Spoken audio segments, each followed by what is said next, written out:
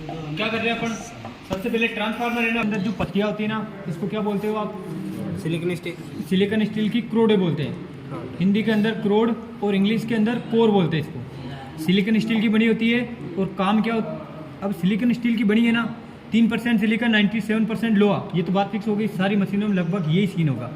पत्तियों की मोटाई से सीधे परसेंट मानते हैं, तो सब जगह मोटाई भी अलग अलग होती है। तो इसकी नॉर्मली मोटाई की बात करें ना ट्रांसफार्मर में, तो 0.35 से 0.5 mm मोटाई होती है इसकी। कितनी होती है? mm।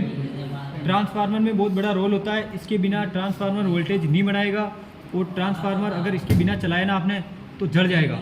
आगे परीक्षण किया था, जल भी गया था। ठीक है ना, इसका रोल है। अब क्या रोल है इसका?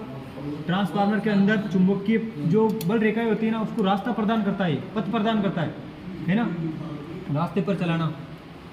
ठीक है ना, इसका विशेष काम यही है। इसके आगे देखो, अब अपने पास है ना, ट्रांसफार्मर को पहले बिखेरा था, बिखेरने के बाद ये नया बनाया हुआ है, तो प्रॉपरली इसके अंदर अपने को पास क्या रिवेटिंग इसकी हो नहीं पाई है, किसकी? ट्रांसफार्मर की। ये पूरा रिवाइंडिंग किया हुआ है। तो अभी इसके अंदर आपको हमिंग की आवाज़ आएगी। किससे आएगी? तो इसके अंदर जो क्रोडे है ना सिलिकॉन स्टील की, वो लूज है। इसके अंदर जो क्रोडे है ना, सुना नहीं, इसके अंदर जो क्रोडे है ना सिलिकॉन स्टील की, वो लूज है। इसलिए ट्रांसफार्मर के अंदर हमेशा लोड बढ़ने पर भी आवाज़ आती है, और लूज होने पर हमिंग की आवाज़ आती है, वो सिलिकॉन स्टील की क्रोड से आती है। ठीक है, ये प्रश्न सीधा सीधा है और बनता है, आता है हमारे एग्जाम में। ठीक है, आगे देख लो। तो आवाज़ आती है तो एक बार सुन लो, देखिए आवाज़, चला देखिए इसको, इसका देखो, ये देखो। ठीक है ना, अब इनमें से नहीं आएगी क्योंकि ये प्रॉपरली कंपनी से रिवाइंड होके आएगा और ये बना हुआ प्रॉपरली अपने पास। ठीक है ना, तो ये रिवाइंडिंग वाला है।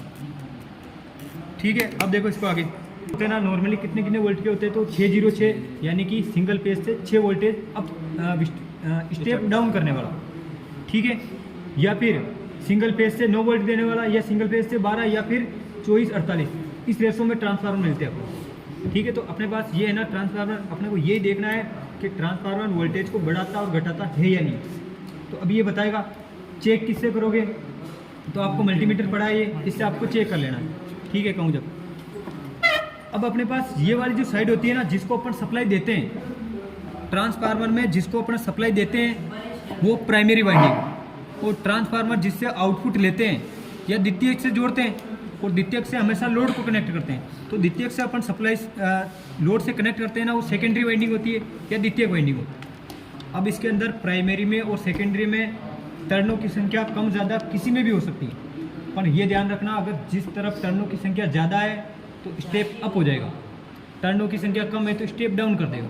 तो अपन ये तो करना चाह रहे हैं। अब मान लो हमने इधर सप्लाई दी, तो ये सिंगल फेस का पूरा, तो इधर 240 सप्लाई देने के बाद ये 9 वोल्ट का है, तो इधर 9 वोल्ट निकालेगा। अब फिर ये इसका स्टेप डाउन है, 9 वोल्ट को वापस 9 वोल्ट से जोड़ा, और फिर ये स्टेप अप करना चाहिए। ये स्टेप डाउन का काम कर रहा है, घटाया, घटाने को घटाने हुए से दिया, जोड़ दिया, तो फिर ये अप करेगा आगे। तो यहाँ पे अपने को सिंगल फेज मिलना चाहिए, बात ये। तो ट्रांसफार्मर का ये सिद्ध करके बताना है कि एक्चुअल में वोल्टेज देता ही नहीं देता। ठीक है, लगाओ देखिए ऐसे एक बार, देखो इधर बंद करो, सीधा सप्लाई से कनेक्ट किया, लगा दो इसको एक बार, है ना।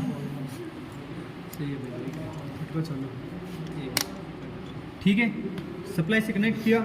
अब देखो देखिए किधर वोल्टेज बता रहा है, नहीं बता रहा, लगा दो। अच्छा, ये मल्टीमीटर है ना, सेट हमेशा बता रहा हूँ अधिकतम रेंज पे करना है, कम कभी नहीं रखना है। मान लो ये सिंगल फेज का है ना, 600 पे सेट कर दो आप, कम नहीं रखना आपको। ठीक है, ये देखो, ये आपको डायरेक्ट पहले स्टेप अप किया, मतलब हमने सप्लाई दी तो स्टेप यहाँ पे डाउन किया इसने, 9 वोल्ट का है, 9 वोल्ट दिया, फिर ये इधर स्टेप डाउन हुआ, तो डाउन वाले को डाउन दे दिया हमने। देने के बाद ये वापस स्टेप अप कर रहा है, 9 वोल्ट को सिंगल फेज में बदल रहा है। ये देखो रीडिंग। अब आप इधर चेक करोगे ना इसके, ये देखो देखिए, तो 9 वोल्ट आने चाहिए अपने पास। सही लगा देखिए इसको ना, हाँ ये देखो इधर सिंगल का था।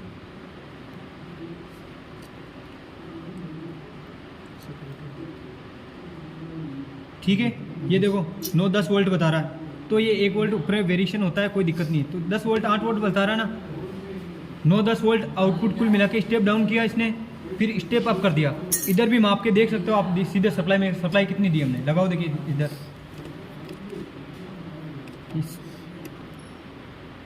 ठीक है, ये देखो ये सिंगल फेज बता रहा है 240, 50, 60 ये टॉलरेंस। वोल्टेज, लो वोल्टेज जो आज आपने आज रेंज लिखी थी ना 0 से 250 वोल्ट लो वोल्टेज, उसके अंदर हमेशा 5% टॉलरेंस होती है घटना और बढ़ना। कम ज़्यादा हो सकते हैं 5 वोल्ट, क्योंकि है ना प्रतिरोध होता है, ड्रॉप हो जाते हैं वोल्टेज। ठीक है यहाँ तक, ठीक है ना। तो इसके बाद में ना कोई भी प्रश्न हो तो अब पूछ लो।